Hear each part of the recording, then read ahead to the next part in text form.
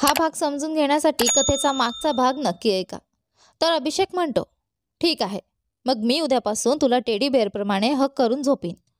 अदिती म्हणते, नाही, तू असं करू शकणार नाहीस, कारण मी तुला तुलनेत थोडी लहान आहे. अभिषेक म्हणतो, मग तुला माझ्यावर झोपायला कोणी परवानगी दिली?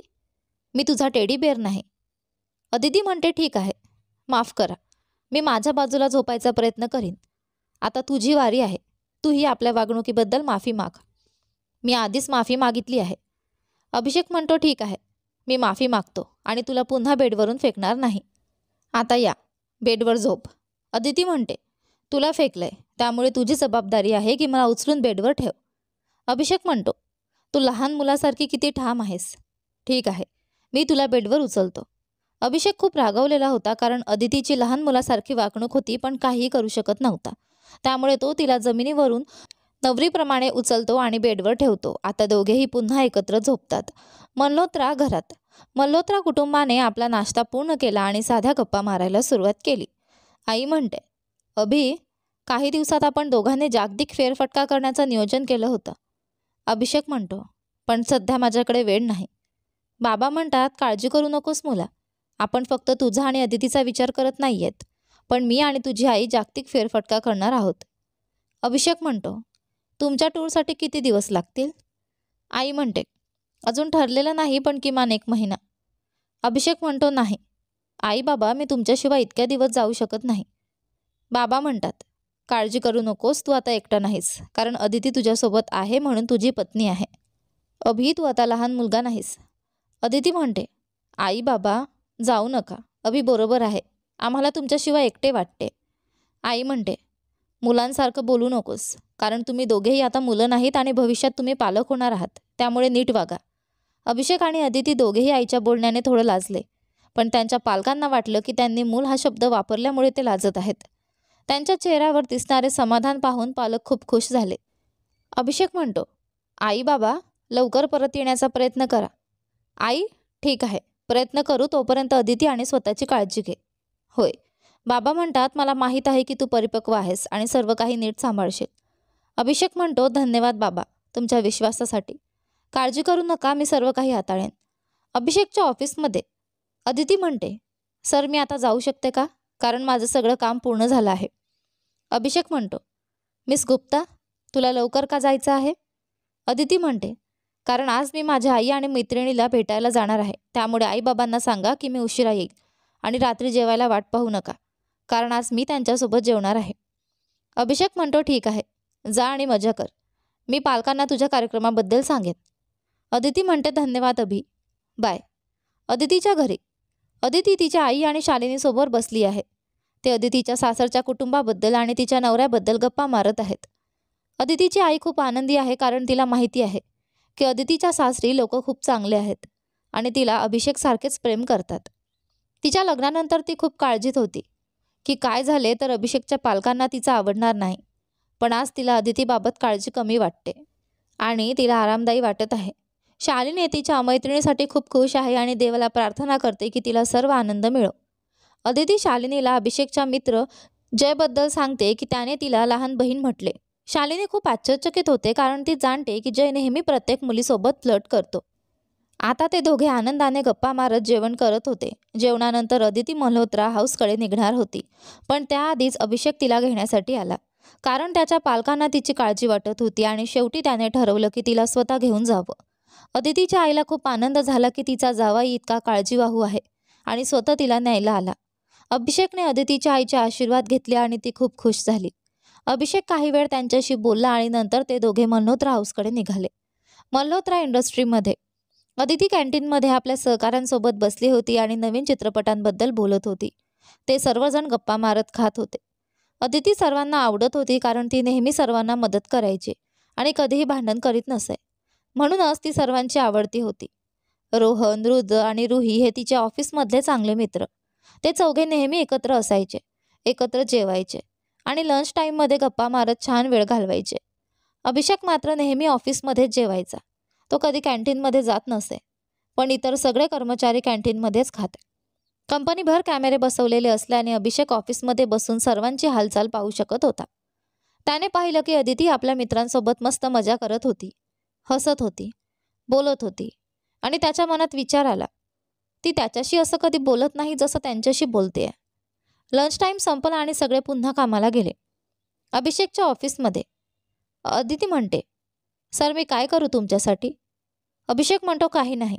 मला नवीन प्रोजेक्टची फाईल कुठे ठेवली ते विसरलं, म्हणून तुला बोलावलं. पण आता सापडली आहे, तू जाऊ शकतेस. अदिती म्हणते, ठीक आहे सर.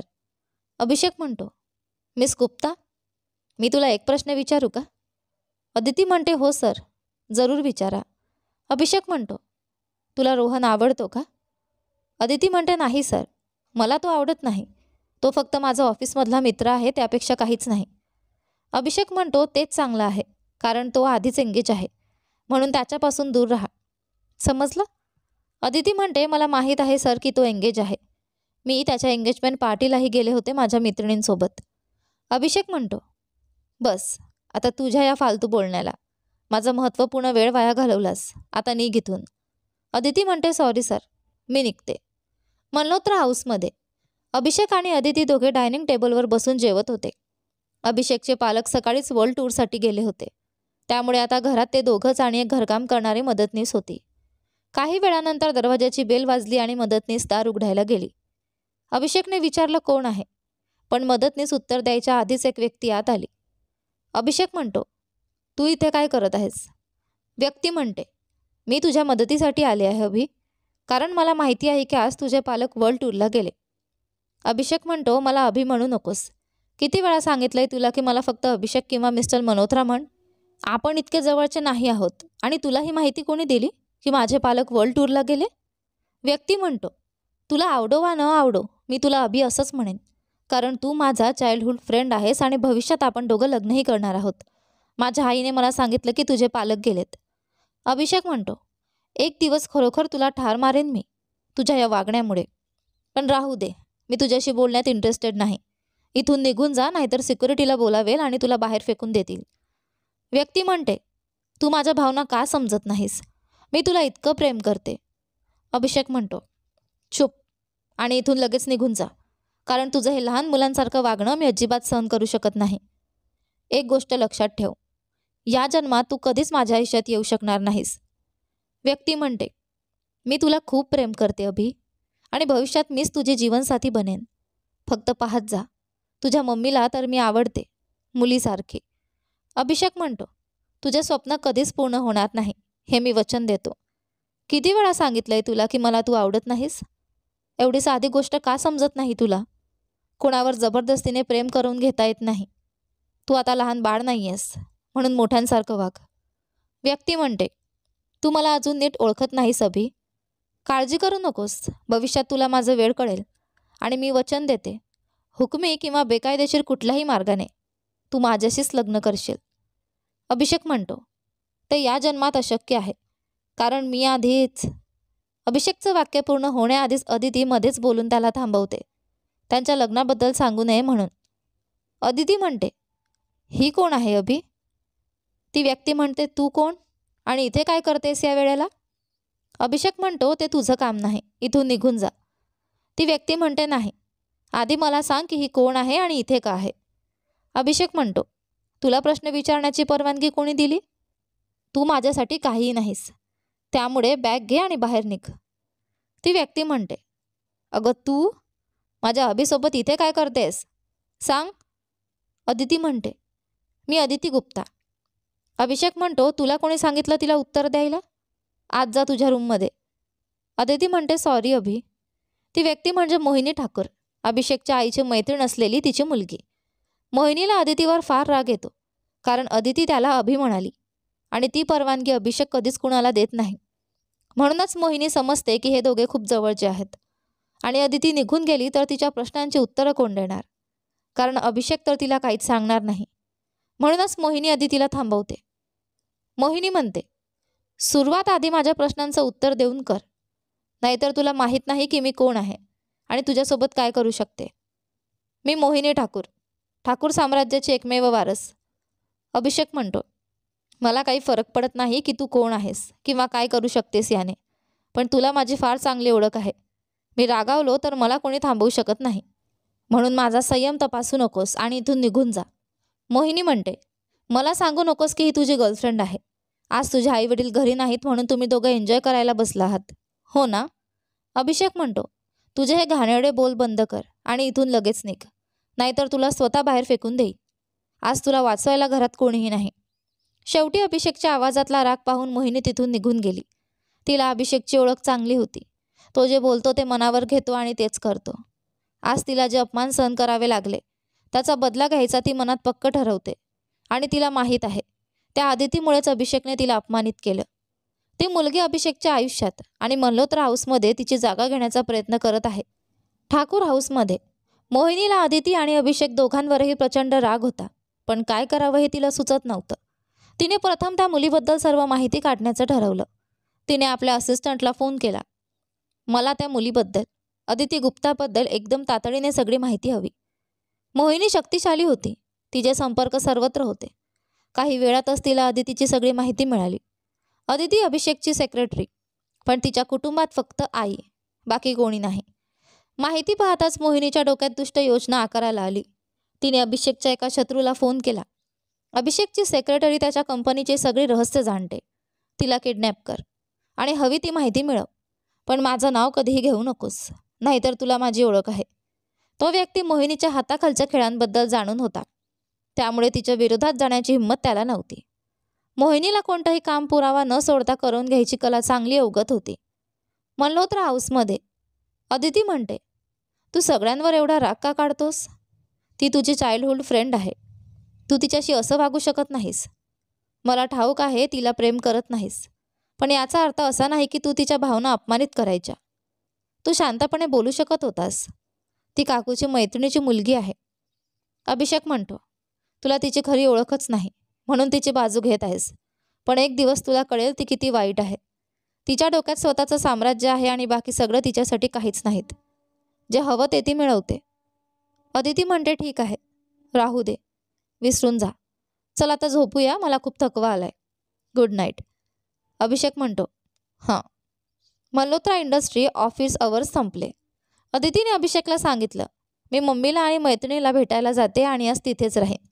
अभिषेकने होकार दिला. दोघेही ऑफिसमधून त्यांच्या त्यांच्या दिशेने निघाले. अदिती रस्त्यावर टॅक्सी शोधत चालत होती. तेवढ्यात एक व्हॅन तिच्यासमोर थांबली. त्यातून 2-3 माणसं उतरली. अदितीच्या मनात लगेचच सावधगिरीची घंटा वाजली. काहीतरी चुकतंय. तिने लगेच अभिषेकला फोन लावला, पण तो बोलण्याआधीच एका माणसाने तिच्या हातातून फोन हिसकावला. अदिती घाबरली आणि जोरात ओरडायला लागली, हेल्प, मला वाचवा कोणी. एक माणूस तिचे हात पकडून तिला उचलण्याचा प्रयत्न करू लागला. ते तिला व्हॅनमध्ये टाकणार होते तेवढ्यात 2 अनोळखी पुरुष धावत येऊन अदितीला त्यांच्या तावडीतून सोडवतात. ते अपहरणकर्त्याला मारू लागतात. 5 मिनिटात अभिषेकही तेथे पोहोचतो. तो अदितीजवळ धावून जातो. अदिती, तू ठीक आहेस ना? कुठे लागलंय? हॉस्पिटलला जाऊया? अदिती काही उत्तर देत नाही. धक्का बसून स्थिरच उभी. अभिषेक तिच्या गालाला हलका स्पर्श करतो तेव्हा ती शुद्धीवर येते. अभिषेकला पाहताच ती धावत त्याच्याकडे जाते आणि घट्ट मिठी मारते. जणू तिचा सगळा जीव फक्त त्याच्यात सुरक्षित आहे. ती थरथरत होती, रडत होती. अभिषेक संतापाने पेटलेला, पण अदितीला शांत करण्यासाठी तोही तिला मिठी मारतो. एक हात तिच्या डोक्यावर, दुसरा तिच्या पाठीवर. अभिषेकने तिच्या पाठीवर हलकेच हात फिरवत म्हणाला, ठीक आहे, काही नाही होणार, मी इथेच आहे. थोड्या वेळाने अदिती शांत होऊ लागली. तिचं रडणं थांबलं. अभिषेकने पाण्याची बाटली दिली आणि अदितीने 2 घोट घेतले. अभिषेक म्हणतो, अदिती, तू ठीक आहेस ना? अदिती म्हणते, हो, पण तुम्ही खूप उशीर केला. हे दोघं चांगले माणूस नसते तर त्या अपहरणकर्त्यांनी मला उचलून नेलं असतं. अभिषेक म्हणतो, काळजी करू नकोस, कोणीही तुला अपहरण करू शकत नाही. अदिती घाबरलेली म्हणते, तुम्हाला अपहरणकर्ते कसे असतात माहितीच नाही. आधी ते अपहरण करतात, मग पोट फाडून किडनी काढून विकतात. अभिषेक म्हणतो, हे तुला कोणी सांगितलं? अदिती म्हणते, मला सगळं माहिती आहे. किडनी काढल्यानंतर ते बाकीच्या शरीराचे पार्ट्सही काढून विकतात आणि नंतर आपण मेलोच. तुम्हाला माहिती आहे ते लोक कसं टॉर्चर करतात? पाणी नाही, अन्न नाही, उपासमारीने मरावं लागतं. काही अपहरणकर्ते फिरवती मागतात, पण मी तर गरीब आहे. माझी आई एवढे पैसे देऊ शकणार नाही. मग ते मला विकून टाकतील. अभिषेक म्हणतो, या सगळ्या गोष्टी बोलू नकोस. मी आहे ना तुझ्यासोबत. तुला कोणतीही इजा होऊ देणार नाही. मी सदैव तुझ्यासोबत आहे. अदिती म्हणते, नाही, तुम्ही मला वाचवू शकत नाही. ते पुन्हा येणार आहेत माझ्या मागे. अभिषेक म्हणतो, काय येणार पुन्हा? अदिती म्हणते, कारण काही अपहरणकर्ते फक्त सुंदर मुलींनाच उचलून नेतात आणि मला माहीत आहे की मी खूप सुंदर आहे, त्यामुळे ते नक्कीच परत येणार. अभिषेक कपाळावर हात ठेवत म्हणतो, तुला कोणी सांगितलं तू सुंदर आहेस? अदिती म्हणते, माझी आई. ती नेहमी म्हणते मी परीसारखी सुंदर आहे. मी खूप घाबरले आहे. ते पुन्हा आले तर? मला अपहरण करून त्रास देऊन मारून टाकतील तर? अभिषेक म्हणतो, तू सुंदर नाहीस. तुझी आई तुला लाड करते म्हणून असं म्हणते. आणि त्या अपहरणकर्त्यांना मी असा धडा शिकवेन की ते आयुष्यात तुला स्पर्श करायलाही दजावणार नाहीत. वचन देतो. आता सांग, तू ठीक आहेस ना? अदिती म्हणते, हो, पण त्यांनी माझा फोन हिसकावून घेतला. अभिषेक म्हणतो, काळजी करू नकोस, मी तुला नवीन फोन आणून देतो. अदिती म्हणते, नाही, मला तोच फोन हवा, कारण तो माझ्या आईचं गिफ्ट आहे. मी तो हरवू शकत नाही. मला कोणत्याही मार्गाने माझा फोन परत हवा. बाय हुक और बाय क्रुक. अभिषेक म्हणतो, अरे जरा नीट पहा आसपास कुठे मोबाईल पडला आहे का? अदिती म्हणते, तुम्ही त्यांना ऑर्डर देऊ नका. त्यांनी मला मदत केली. मला त्या अपहरणकर्त्यांपासून वाचवलं आणि तुम्ही त्यांचा गैरफायदा घेत आहात. आधी त्यांची माफी मागा आणि मला त्यांचं कौतुक करायचं आहे. अदितीचं लहान मुलांसारखं वागणं पाहून अभिषेक खूप चिडला. ती त्यालाच सांगत होती की त्याने स्वतःच्या बॉडीगार्डची माफी मागावी आणि त्यांचं कौतुकही करावं. तिला हे माहीत नव्हतं की ते तिचे संरक्षण करण्यासाठी तिथे होते आणि ती अपहरणापासून वाचली ते त्यांच्या कर्तव्यामुळेच. अभिषेकचे बॉडीगार्ड आपल्या बॉसच्या या अवस्थेवर हसत होते, पण अभिषेकने त्यांच्याकडे पाहताच ते लगेच शांत झाले आणि गंभीर उभे राहिले. अदितीसाठीच अभिषेकने त्यांना बॉडीगार्ड म्हणून नेमलं होतं आणि आज त्यांच्या चांगल्या कामामुळे तो आनंदीही होता. अदितीला तिचे बॉडीगार्ड आहेत हे तो जाणून बुजून सांगत नव्हता, कारण ती आणखी घाबरली असते. म्हणून ते सावलीसारखे तिच्या मागे राहत होते. अदितीच्या बॉडीगार्डने या हल्ल्याची माहिती दिल्यावरच अभिषेक तिथे तातडीने पोहोचला होता. अदिती जे म्हणाली ते अभिषेक पाळतो आणि आपल्या बॉडीगार्डचे आभार मानतो. यानंतर तो अदितीला म्हणाला, अभिषेक म्हणतो, आता घरी जा आणि रात्रीच्या जेवणानंतर मी तुला घेण्यासाठी येतो. पण अदितीने वाद सुरू केला. अदिती म्हणते, आपण आधीच ठरवलंय की आज मी माझ्या आईकडेच थांबणार. अभिषेक म्हणतो, नाही, रात्री तिथे राहू देणार नाही. तुला अजूनही त्या अपहरणकर्त्यांचे स्वप्न पडले तर? तू घाबरून उठशील आणि तुझी आई पण घाबरेल, काळजीत पडेल. अदिती म्हणते, मग मला आता का जाऊ देत आहे? मी अजूनही घाबरलेली आहे.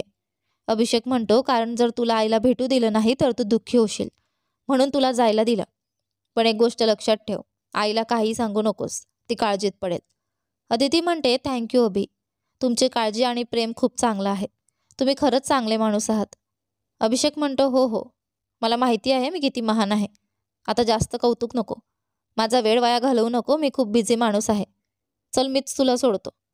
अदिती म्हणते, सॉरी अभि, मी तुमचा वेळ वाया घालवला, पण तुम्ही काळजी करू नका, मी स्वतः जाईन.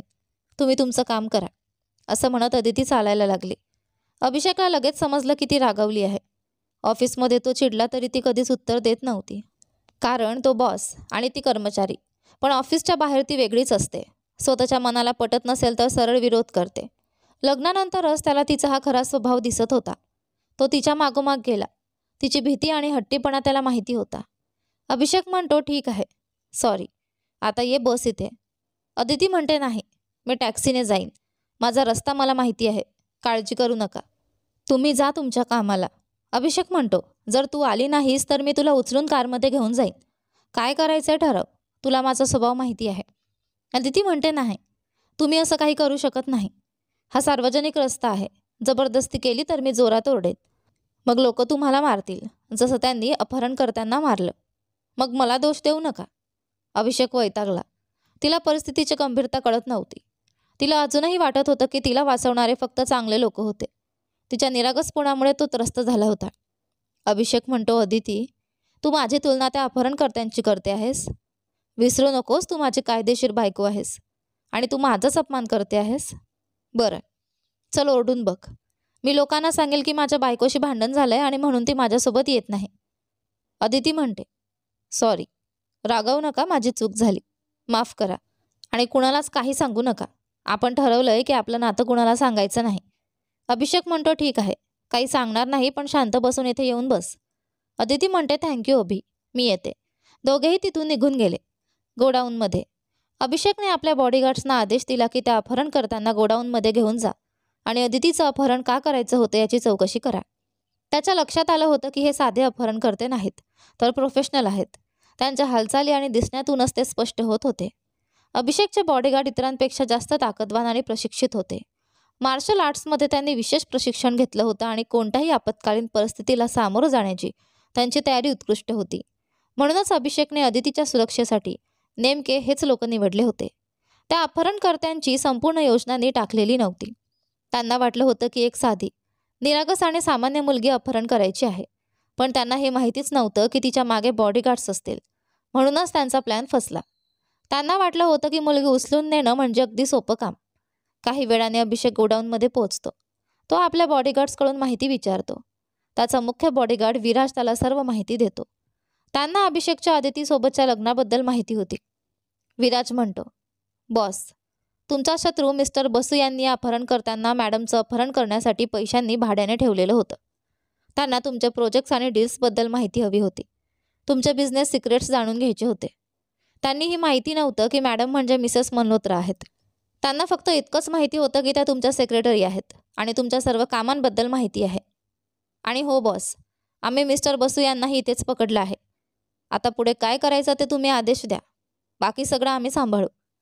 अभिषेक म्हणतो, सगळ्यात आधी मला मिस्टर बसूशी बोलायचं आहे. विराज म्हणतो, ठीक आहे बॉस, चला. अभिषेक खोलीत प्रवेश करतो, जिथे मिस्टर बसू दोरीने खुर्चीला घट्ट बांधलेले बसले होते. त्यांना सर्वत्र मारहाण झाली होती. बॉडीगार्डने त्यांना बेदम मारून तिथे जखडून ठेवले होते. त्यांचं शरीर रक्ताने माखलेलं, चेहरा निळा काळा, सुजलेला, वेदनाने तडफडत ते रडत होते. अभिषेक आत शिरताच त्यांना नमस्कारासारखं एक थंड हॅलो म्हणतो. मिस्टर बसू अभिषेकला पाहताच भयाने थरथरू लागले, कारण त्यांना माहिती होतं की आपल्याशी शत्रुत्व करून त्यांनी भयंकर चूक केली आहे. अभिषेक शत्रूंवर किती निर्दयी असतो हे त्यांना आधीपासून माहीत होतं. आताच त्यांना त्यांच्या निर्णयाचा पश्चाताप झाला, पण खूप उशीर झाला होता. ते जाणून होते की आता त्यांना या राक्षसापासून, अभिषेक मल्होत्रापासून कोणीही वाचवू शकत नाही. गोडाऊनमध्ये अभिषेक ही संपूर्ण परिस्थिती स्वतः हाताळू इच्छित होता. म्हणूनच त्याने अदितीला थोड्या वेळासाठी घरी पाठवलं होतं.